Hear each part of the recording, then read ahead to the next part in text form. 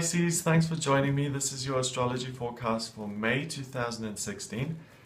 First and foremost, this is for people who have the sun sign in Pisces. Then it's for rising sign Pisces. And then third, it's for people who have a moon in Pisces. Okay, so in that order. Now, there are a lot of things going on in May. It's a very complicated month. The first thing that complicates things is that two of your personal planets are in retrograde. From the 28th of April to the 22nd of May, Mercury is in retrograde, and it's retrograde in Taurus in your third house. So the way that's going to manifest itself in your life is you're really going to be the one who struggles with the communication problems when it comes to letters going missing, computers breaking down, electrical items just not working, misunderstandings, text messages where the predictive text messes it up. All of that sort of stuff is really going to impact you and affect you. So be careful with all of that. Mars is also in retrograde. Mars is the planet of desire, war, what you're striving towards. It's in retrograde from the 17th of April through until the 29th of June in Sagittarius in your 10th house. So you're going to feel a real sense of lacklusterness when it comes to work, and you may even feel very unambitious. You know, it's my job, I'm not really bothered if I get promoted or not. I'm not feeling it right now. That's really the sense I get. You've also got Saturn up there in Sagittarius, which is questioning the job in itself. So you're really kind of looking at it from an outside angle. You're stepping back from it a little bit, and you're certainly not putting all of your energy and force into it. You're criticizing it, if anything. So, on the 1st of May, there's a grand trine in the chart, which is an area of talent and ease, and that is in Earth for the entire duration of May. It connects your Pluto, which is in Capricorn in your 11th house, Jupiter, which is in your 7th, and Mercury, which is in your 3rd house in Taurus, okay? And your Sun, which is also in Taurus.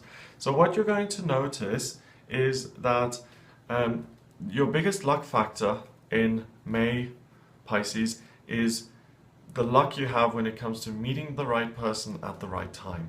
I think you're going to, the problem you have with actually communicating, what's going to balance that out is that you have this knack for being in the right place in May. And I think you'll meet someone, and I think it's going to transform your hopes and dreams, because someone will come into your life that will really alter what you want to achieve. So let's say my whole life, I've been focused on being a sales consultant, and that's been my passion, okay? And then suddenly this guy comes into my life, and he is this amazing violinist, and he's just so great, and he takes me to concerts, and I really fall in love with the violin, and my whole life, my hopes and dreams change because I've been exposed to this new thing, and it really makes me focus on music and making that a part of my life. So I really think that this grand trine, it gives you that sense in May that you have some new thing which you could have never dreamt of by yourself appear in your life, and really alters the change of the course of your life by giving you an additional interest. So the fact that you're not that into work, that you're feeling a little bit slow and sluggish when it comes to that, it makes sense, because your focus is not on that all the time. Your focus is on other things, and that's what allows new aspects of your life to grow and thrive and to become transformed. So everything happens for a reason in the astrology. On the 2nd and 3rd of May, Venus moves into your 3rd house of communication in Taurus. So it's interesting that Mercury is in that same sector in retrograde, because it makes it more complicated. Venus is the planet of love and beauty. You're going to love to communicate, and especially to have some sort of creative output. Writing a book, drawing something, fashion design, singing, playing music. You have a love for creating something creative, okay, something beautiful. And it's going to be quirky and unique, because Mercury retrograde is going to make sure that it is totally different, and that you're going to run into problems along this journey, along this path, that make it something different, and that force you to look at tools and to make use of things that you would have never otherwise made use of. So this is really a month where you can do your best work while at the same time feeling like you're being challenged a bit. And that's why it's so complicated. On the 4th of May, there's another grand trine that appears in the chart, and this one is in fire. It connects Saturn in your 10th house, which I've already spoken about, your moon in Aries in your 2nd, and your rising sign in Leo in your 6th. Okay? So this is a moment of inspiration, of real fire. Oh my goodness, this is what I'm supposed to be doing for work. And I think all of the criticism and all of the stepping back and being fed up with it is because either you're in a job that you love and there are certain parts of it that you need to tweak to make it even better, or you've been in the wrong job and you're being urged and guided into working in the right industry, or you've had to get to this place of negativity to really understand what it feels like to be excited and to be enthusiastic and to care about your daily routine, your daily contribution to the world. So that's a real moment of clarity on the 4th of May. Look out for that. It's very important. On the 5th, the moon conjuncts the midheaven. The moon still in Aries, very outspoken. Connecting with your midheaven in Taurus there, you're going to have ideas how to put this new information into practice, how to make changes to your career, and how to feel like you're achieving more and making more money and feeling more powerful. So that's all available for you. If you're someone who is in that process of change, this is your month. The stars are aligning to help you through that, especially at the beginning. On the 6th of May, the new moon occurs. That's in Taurus in your 3rd house. New practical ideas will come flooding in. Right, send your CV to this person, maybe write to that company, maybe even think of going to that different town or country. The practical ideas will come in thick and fast. Have a piece of paper with you on the 6th of May and write down all of these inspirations, and then take action and try them all out as the month progresses. On the 7th of May, the sun and moon on the 6th was the new moon, okay? So it was totally black and was pulling energy in. The moon now moves on, and they move away from each other. Mercury is retrograding and it sits in the middle between these two. So we've got Sun, Mercury, and the Moon. And what this does is it throws you a curveball. It's like you hit a snag. And this is where the tricky side of things crop up, because there's potential for you to now go down a wrong path. The way to mitigate this problem and to make sure you don't head down a wrong path, you've got all of this inspiration, all of these ideas coming through, and you've got 10 great suggestions and one really rubbishy one. If you go with that rubbishy one, it's a problem. So the way to avoid that is to talk these ideas through with someone in your life, either a friend or a colleague or a family member, because you need someone to bounce ideas off of. On the 9th, Jupiter goes direct. Jupiter is good luck, good fortune, and it's an outer planet, so it moves very, very slowly. So the fact that it goes direct on the 9th of May is significant, because your good luck factor, the positive vibes of Jupiter, will speed up even more, and it's in your 7th house of relationships. Okay, so for you to take practical action to make your relationships a reality, to improve your relationships, romantic, work, family, all of them, that's where you're going to have the most success in May. So really, really focus on what you can do to make your relationships better.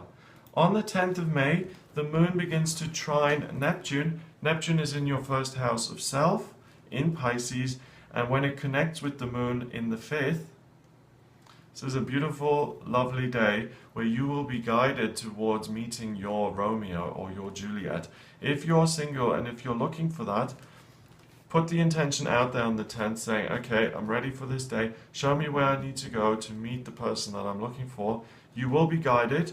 Neptune is working with you, and the moon is highly, highly sensitive. And the truth is that you can do that every day and pick up on it. If you're super psychic, if you're very sensitive, you can pluck that gem of information out of every day. okay? But most of us, even those of us who work intuitively, that's very, it's not accessible, it's not realistically accessible every day. But this day, anyone who is emotionally aligned, and you as a Pisces most certainly are, can pluck that information out of the collective unconscious and can use it. If you're already in a relationship, then intend, how can I make this relationship work in such a way that I am thrilled beyond belief with it? You will get information which you can use to really bring the two of you closer together. On the 12th, a T-square occurs. It occurs between Jupiter opposing Neptune and then forming a triangle with Saturn up in your 10th.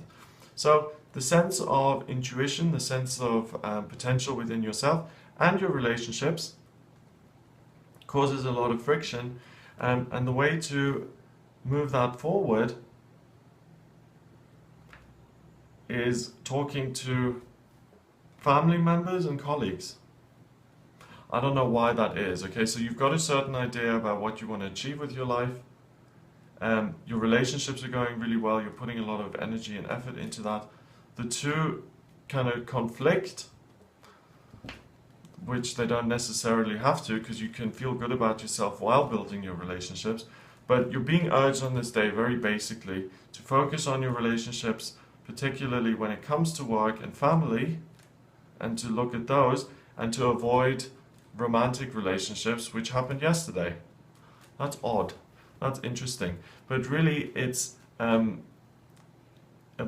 maximizing your potential. Jupiter makes it lucky and good for you to work with your relationships anyway. So I suppose that it could be more positive for you to look at your work and family relationships rather than the romantic side of things. So let's say on the, this is getting very specific now, so let's say on the 10th of May, you did meet that new person, or you did find the new way to inject your romantic relationship with passion or excitement.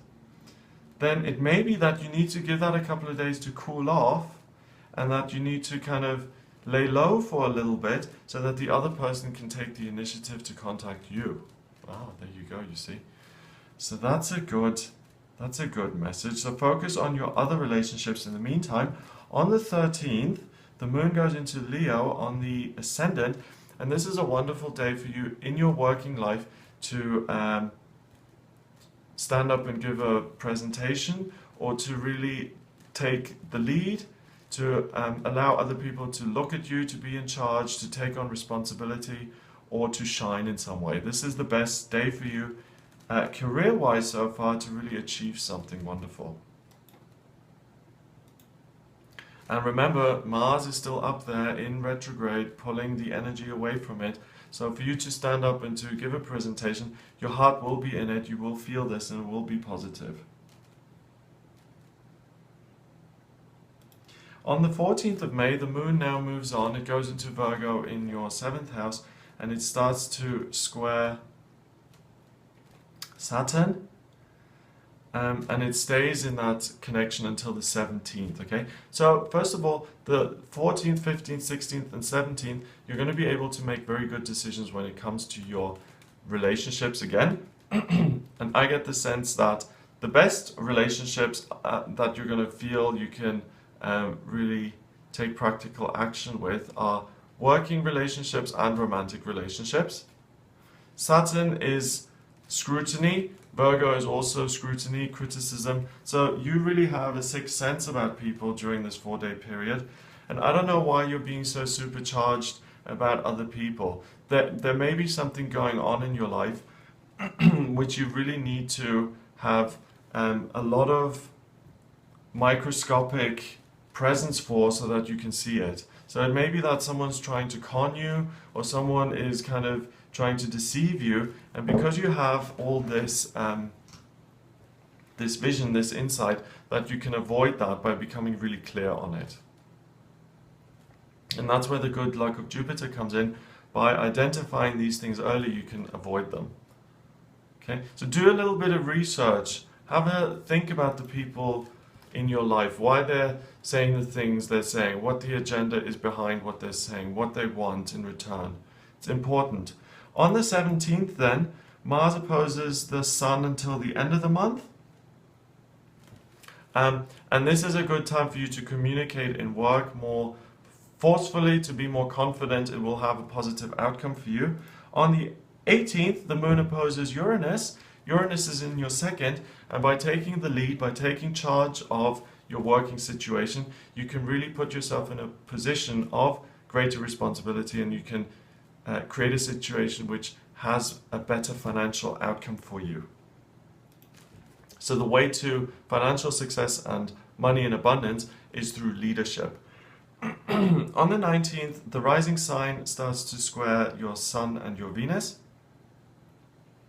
Again, another great time to communicate. You feel very confident, and the second half of May, you feel much more confident than you do at the beginning, and it's really about all eyes on me. And if you go with that energy, then you can really achieve these financial successes, and you can really move things forward. On the 21st, the full moon occurs. That happens right at the very top of your chart in Sagittarius, right next to that retrograde Mars.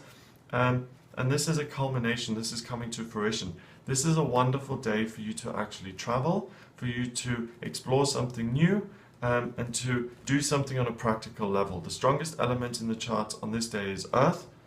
The 21st of May is it's a Saturday, so this is a day, if you're not working, you should take for yourself and you should explore something. All of these things you've been mulling over, all of the relationship stuff, something will click and drop into place and really start to make sense.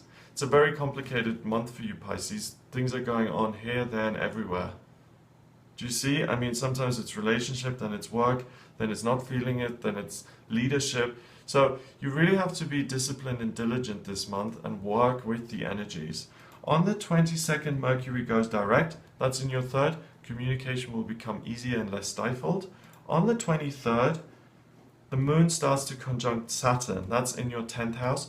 And the upheaval in terms of work and the lack of knowledge and the soul searching, that is all clicking into place, and you're in a much more comfortable position. Whether you've decided to leave your existing day job, or whether you've decided to put up with what you're doing, which I wouldn't recommend, or you've found out how you can tweak it. By the time the 23rd of May comes around, you'll have the information, and all you need to do then is act on it. 24th sees Venus going into Gemini. That's in your 4th house, and the focus changes now, and you become very much focused on spending time with and communicating with family members. And that's something that's very positive for you to do in the last week of May. You'll get a lot of positive energy back from them. Another T-square occurs on the 26th of May. This is Saturn opposing the Sun and forming a triangle with Neptune. Okay. Family members will have opinions about your work, especially if you share with them what you've been contemplating, what you've been wanting to change. You can get a lot of useful information back from them, which will motivate you, but ultimately the litmus test needs to be the way you feel about it. If it feels right, if it feels like that makes sense, then go with it. Even if it makes sense on an intellectual level, but it doesn't feel right, then dismiss it. Neptune is in your first in Pisces. Your guidance, your gut reactions are going to be spot on, and you can trust those. On the 28th, we've got Mars going into Scorpio. It's still retrograde, and Mars really dislikes being in Scorpio. So Mars has been a problem all month. He makes more problems now. But you as a water sign aren't affected so much by this Mars going into Scorpio, because you already know what that feels like. So Mars is the soldier, the warrior, the desire. In Scorpio, he's very frustrated because it's water. He has to examine his own feelings, okay? In the 9th, it's about how to move forward. You've done a lot of this legwork already. By the end of the month, again, these messages will come up. What are you supposed to be doing? How are you going to move forward? And where other people are going to be feeling really like, this is driving me crazy, this is really uncomfortable, you've already done that work. Okay, so you haven't had the most comfortable of months, but because you've had to do this legwork all month, now with this Mars in Scorpio, you've already done your homework, you can relax a little bit, and all you need to do is focus on the practical side of things. You don't need to overthink things at the end of May. You've already made your decisions, you can leave that alone. And in fact, if you do leave it alone, it will be better for you. On the 29th, the 30th, and the 31st, a grand cross appears in the chart, and May finishes with this. Your own intuition about your working life and other people in your life is going to be heightened. I want you to keep it very simple at the end of May, because it's, on one hand, you're going to want to solidify things in your work. On the other hand, you're going to want to make your relationships better, or you will want to make your family life better. The key word with all of these is want. You're going to be full of wants. I want, I want, I want. And the more you want, the more you will spin yourself out. And it's important to just focus on the practical things that you can do, and just do one thing at a time. And you especially need to just keep it simple at the end of the month, so you don't get muddled and washed away with all the drama. So that's what I get for you for May. If you'd like a private reading with me, then please get in touch via my website. It's gregoryscott.com. Click on the readings tab and you can order your reading there. This is a forecast for all of Pisces, okay? So that's for all of the people born during that 30-day period. Your personal reading will be based on your date of birth, your time of birth, and your place of birth. It will be more specific. If you want me to look at relationships or work or career, I can give you much more specific answers because I have more specific information to go on. So if you'd like some help with that, please get in touch. Please do remember to subscribe to the channel. I will be with you next month for your Pisces forecast, but I'm also on the channel for the daily tarot readings and also for the vlogs and astrology information that I do. Have a great May, and I'll speak to you soon.